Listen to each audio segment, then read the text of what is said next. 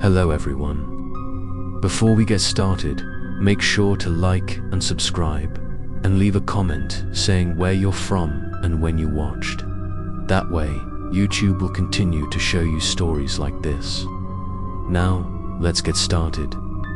Asterisk, I sat motionless, looking at the camera on the table where the screen showed the only remaining photo of me with empty eyes, holding a mask, standing in the middle of a night market that only opened at 1 a.m. I tried to delete it, but the delete button didn't work. The screen just flashed and showed strange text in a language I had never seen before. Then suddenly the camera turned offy. Looked up and was startled. The room had changed. No longer had the light from earlier, no more tables and chairs, just an empty space covered in thick fog. I stood up, feeling my feet touch the cold, damp ground, as if I was standing in some abandoned basement. I called out, but no one answered. Only the sound echoed, as if from a very far place. In front of me was a large photo frame hanging in the middle of space. Inside was the same old photo I had just seen, but this time the character in the photo started moving. The person in the photo was me, trying to escape from inside.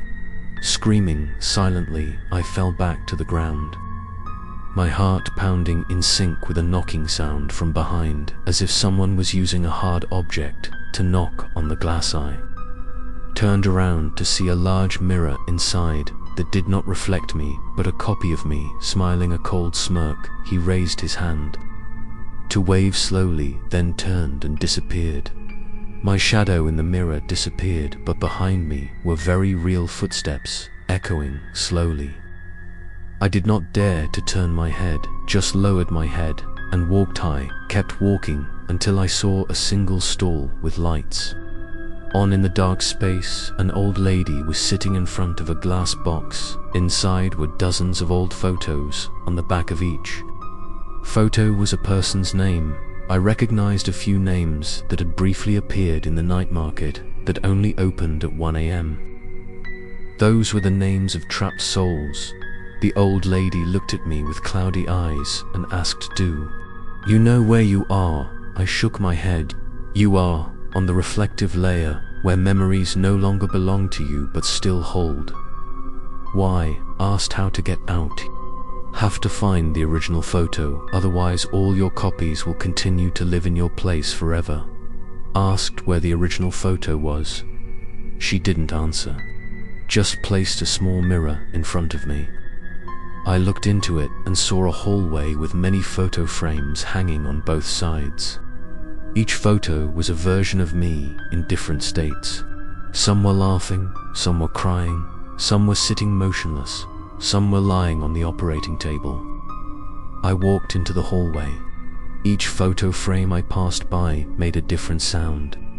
Some were the sound of a baby crying, some were screaming, some were knocking on the door in the middle of the night. I realized that each photo was a slice of my memory, each moment I didn't want to remember or was afraid to face. At the last photo of the hallway, I saw an image of an empty room with a camera on the table. That was the place I had just left. Behind the photo was a faint line of text. Back to where I started. I turned around and ran back in the old direction, but the hallway had disappeared, leaving only a large mirror, and I knew I had to go through it this time. I put my hand on the mirror and felt the coldness penetrate my body.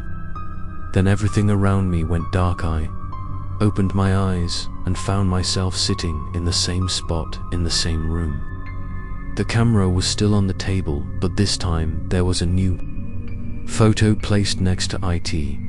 Picked up the photo and found myself standing in front of the night market that only opens at 1 a.m. But behind it were countless faceless figures in white shirts walking towards me. On the back of the photo was a handwritten line scribbled, "Thea looking for you, watch episode 11 to see if Alex can escape the reflective layer of memories and the souls that are coming from the night market that only opens at 1 a.m.